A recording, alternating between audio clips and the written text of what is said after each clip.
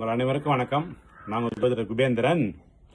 இப்போ நம்ம நஷ்டம் தரும் திதிகள்னு சொல்லிட்டு வரிசையாக பார்த்துட்டு இருக்கோம். சரிங்களா? அந்த வரிசையில் பார்த்தீங்கன்னா இன்னைக்கு நம்ம பார்க்கக்கூடிய ராசிகள் மகர ராசி, கும்பராசி, மீன ராசி. இந்த 3 ராசிக்கான நஷ்டம் தரும் திதிகளை பார்க்கலாம்.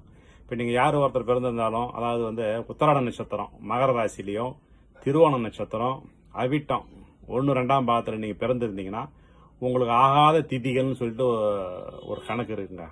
அது எந்தெந்த திதி பார்த்தீங்கன்னா, பிரதம திதி, திருதிய திதி, துவாதசி. பிரதம, திருதியை, துவாதசி. இந்த 3 திதியில மகர ராசியில பிறந்தவங்க எந்த ஒரு புது முயற்சியும் செய்யக்கூடாது. அந்த திதி அன்னைக்கு நீங்க உங்களுடைய புது முயற்சிகளை கண்டிப்பா தவிர்த்தணும். தவிர்த்துட்டீங்கன்னா உங்களுக்கு நஷ்டம் எதுவும் ஏற்படாது. சரிங்களா?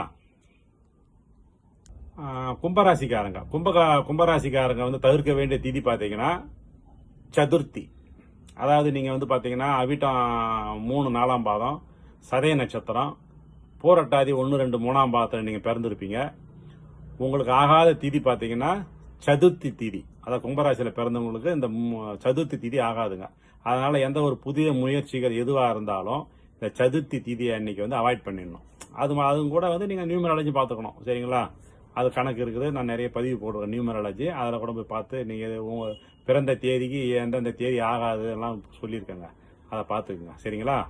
அதுக்கு அடுத்தது மீனராசி பார்த்துக்கலாம்.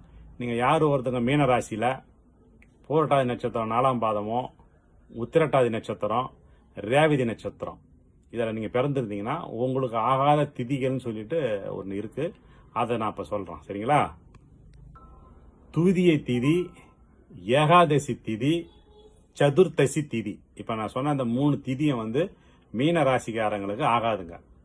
இந்த 3 திதியிலையும் எந்த ஒரு புதிய முயற்சிகளையும் நீங்க செய்யக்கூடாது. நஷ்டம் தரும் திதிகள்ல உங்களுக்கு இதுல வந்துடும். சரிங்களா? இதை பார்த்துங்க. இந்த குறிச்சி வச்சுக்கிட்டு இந்த மீன ராசிக்காரங்க நான் சொன்ன அந்த 3 திதியை அவாய்ட் பண்ணிடுங்க. இந்த பதிவு உங்களுக்கு பிடிச்சிருந்ததுன்னா லைக் பண்ணுங்க, ஷேர் பண்ணுங்க. இந்த 12 ராசிக்கும் சொல்லி முடிச்சுட்டேன்.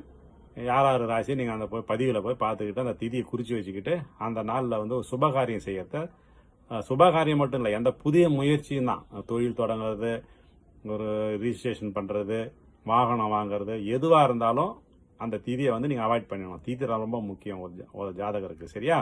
இந்த பதிவு உங்களுக்கு பிடிச்சதுன்னா லைக் பண்ணுங்கள், ஷேர் பண்ணுங்கள். நன்றி, வணக்கம்.